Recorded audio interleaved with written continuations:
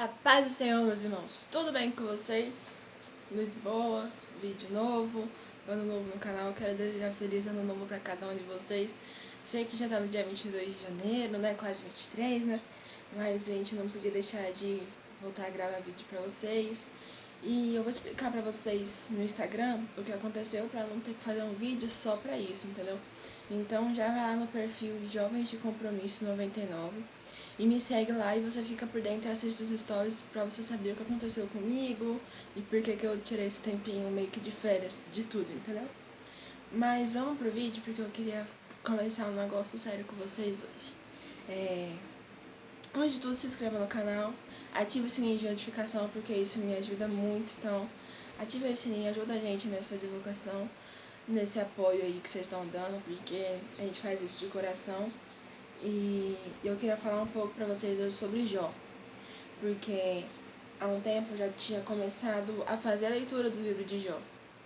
E eu já vi um monte de pregação sobre Jó e em todas as pregações que eu ouvia de Jó, eu só ouvia a parte que Jó perdia tudo, que era tudo retirado de Jó, sua família, sua saúde, seus filhos.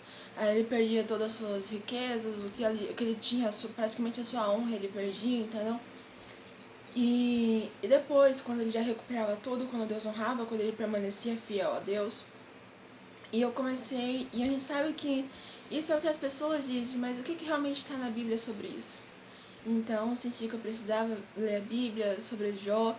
Eu tava sentindo esse incômodozinho sobre esse negócio, tem que ler Jó. E lendo Jó no seu capítulo 3, assim, logo de começo, assim, ele começa. O título do capítulo é assim: Jó amaldiçoou o seu nascimento e lamenta a sua miséria. E nesse capítulo ele vai amaldiçoar o dia que ele nasceu, o maldito dia que foi concebido o menino, como se ele estivesse reclamando do dia que ele nasceu, como se ele estivesse reclamando do seu nascimento, por que eu nasci, por que eu existi, olha a situação que eu vivo, olha a situação que eu estou no momento, olha a situação que eu me encontro. E isso é uma coisa que as pessoas não falam sobre Jó, porque a gente tem que na Bíblia são exemplos, mas nós esquecemos que são exemplos, mas são de carne e osso, são pecadores também.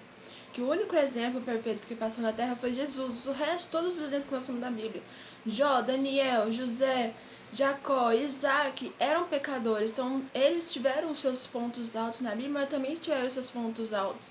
Mas, por exemplo, todo mundo fala que Davi matou Golias, se tornou rei, era o menor da sua casa, mas nunca falou sobre a traição que ele teve, nunca falou sobre a sua queda.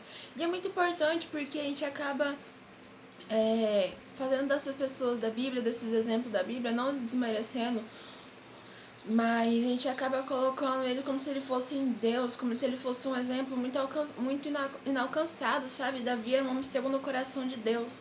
Quantas vezes em uma oração a gente pede assim: poxa, Senhor, eu queria ser como Davi, um homem segundo o teu coração, mas ele também era pecador, ele também era falho. Então não é impossível chegar perto do homem que Davi era. Claro que Davi, naquela época, adorava de todo o seu coração, com todo o seu corpo, de todas as maneiras possíveis, e hoje em dia a gente sabe que a adoração que está hoje em dia é muito diferente da adoração que era antigamente. Mas sabemos que esses exemplos são possíveis de ser alcançados, entendeu? Então, e isso ficou na minha cabeça. Eu falei, caramba, eu nunca imaginei que Jó tinha reclamado. Porque na minha cabeça Jó só tinha passado pela situação e tava dando glória, e tava dando aleluia, e tava firme, não sei o que. Mas eu também se sentiu, porque Jó também era homem. Então Jó sentiu a sua miséria, Jó sentiu a sua dor, e Jó reclamou. E Jó falou, por que isso está acontecendo? Eu penso né? Ele, por que isso está acontecendo comigo? Eu sempre dei meu dízimo, sempre fui um homem reto, íntegro, entregava os meus sacrifícios a Deus em prol da minha família, dos meus filhos. E no capítulo 3 ele reclama isso. E no capítulo 4, que eu achei muito interessante, que ele faz e repreende Jó. E eu vou ler aqui o 4 e o 6. As tuas palavras levantaram os que tropeçavam, e os joelhos desfalecentes fortificastes. Aí agora o 6. Porventura não era o teu temor de Deus, a tua confiança e a tua esperança, a sinceridade dos teus caminhos? Então ele acaba fazendo em dois capítulos diferentes, ele fala duas coisas diferentes para Jó. Primeiro que ele fala, as suas palavras ajudavam pessoas. E por que você não se lembra dessas palavras? Por que você não utiliza dessas palavras? Eu me identifiquei muito nisso porque quando eu sou muito de dar conselho pro jovem, sou muito de aconselhar jovem. E é muito louco, porque da última vez que eu gravei vídeo pra vocês, que eu falei sobre a doença que eu tive pedra na vesícula. E é muito louco, porque eu dava conselho pra jovem, não, permanece, seja fiel ao Senhor. E quando eu passei pela doença, quando eu senti na pele, eu pensei que morreria, eu pensei que não ia dar certo, eu pensei que eu não ia vencer, eu pensei que, poxa, chegou o meu fim, as promessas não vão se cumprir na minha vida, chegou o fim da minha vida. E, cara, eu fiquei pensando assim, como a gente se encontra em personagens da Bíblia, como faz falta hoje em dia, por exemplo, as pessoas terem mais dedicação e quererem mais ler a Bíblia. Olha eu me identifiquei assim como eu me identifico com José, eu me identifiquei com Jó. Porque eu fui assim, caramba, eu dou tanto conselho pra jovem permanecer, pra jovem ficar firme, pra jovens não desistirem. E olha os meus pensamentos, e olha o que eu tô pensando. E é a mesma coisa que Jó tava fazendo naquela época, naquela situação que ele tava passando. Ele dava conselhos para as pessoas, ele ajudava as pessoas, e naquele momento ele parecia que não estava ligando, não estava lembrando daquelas coisas que ele falava para as outras pessoas. É uma coisa que eu falei num vídeo bem antigo já aqui no canal, que eu falei bem assim, muitas vezes a gente foca tanto no problema e acaba deixando de olhar, de focar para Deus, de olhar para a solução. A gente só olha tanto no problema, foca tanto no problema que a gente só vive o problema em vez de focar ou então imaginar ou pensar em uma solução para esse problema. Então eu achei muito interessante isso. E outra coisa que eu achei interessante, que ele falou assim até no versículo 6. Porventura, não era o teu temor de Deus, a tua confiança, a tua esperança, a sinceridade dos teus caminhos? Ele pergunta assim, a tua confiança não estava em Deus? Então ele pergunta assim, ué Jó, você não confiava em Deus? O que você acreditava não estava tudo em Deus? Porque as pessoas... por isso que eu acho meio estranho as pessoas falarem assim, errado, não estranho, errado. Falar assim que Jó perdeu tudo. Porque as coisas materiais aqui na Terra são passageiras. O nosso tudo tem que ser Deus. Então, sem um emprego, sem uma condição financeira melhor, ou sem um carro, por exemplo, as pessoas sobrevivem, mas sem Deus. Eu falo por mim, um exemplo próprio. Eu já vivi sem emprego, eu já vivi sem faculdade, eu já vivi sem uma condição financeira melhor. Mas sem Deus eu não consegui viver. Tanto que quando eu estava fora dos caminhos de Deus, eu fiz um monte de besteira na minha vida. E eu acarreto marcas, lembranças disso até hoje. Então, eu sobrevivi esse tempo fora da casa de Deus, fora da presença de Deus. Eu não vivi. E é isso que eu queria deixar pra você hoje. A gente não vive fora da presença de Deus. A gente não sobrevive longe dos caminhos de Deus. O tudo de Deus o tudo de Jó não era as coisas que ele perdeu, os seus rebanhos, a sua casa, as suas riquezas, a sua família. A riqueza de o que Jó tinha de tudo era Deus. Por isso que o inimigo começou a não entender, porque aqui nessa parte o inimigo não tinha tocado ainda na saúde de Jó, apenas nos bens materiais e na sua família. Então ele falou assim, aí deixa uma reflexão muito boa pra gente, porque ele fala, a tua confiança não está em Deus?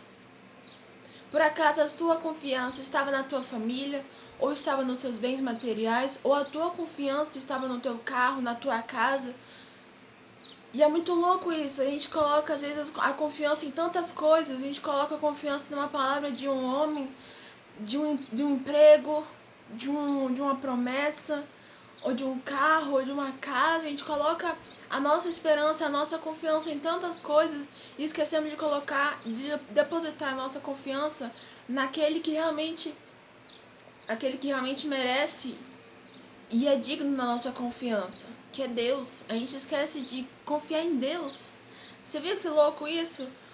Porque nesse momento que eu passei de doença, E eu me questionei, eu falei, Senhor, será que é o meu fim? Será que acabou? Será que agora eu vou morrer? Será que as promessas não vão se cumprir? Eu cheguei a me questionar isso pra Deus.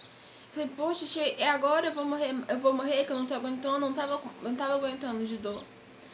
E não que eu tenha perdido a esperança, mas eu foquei tanto no problema, eu foquei tanto na minha saúde, eu foquei tanto que eu tava doente, que eu não estava bem, que aquilo me fez mal. Aquilo me fez questionar Deus, aquilo me fez duvidar de Deus. E uma coisa que a gente não pode fazer nunca é duvidar de Deus. É nunca duvidar do amor de Deus sobre as nossas vidas.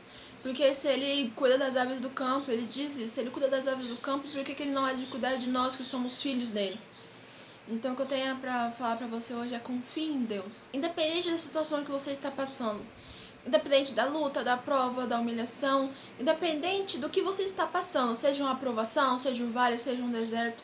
Passe, mas confie que Deus vai te tirar desse momento.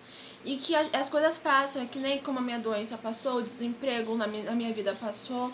Na sua vida também vai chegar ao fim, na sua vida também vai passar. Essa situação que você está passando, o teu sofrimento não é eterno, o teu sofrimento vai passar. No momento certo, no momento de Deus, nos planos de Deus, no tempo de Deus, vai melhorar, as coisas vão mudar na sua vida. E, se possível, leia um pouco de Jó, aprenda um pouquinho de Jó, Jó tem muito para te ensinar. E fica com você também isso, sobre os exemplos da Bíblia.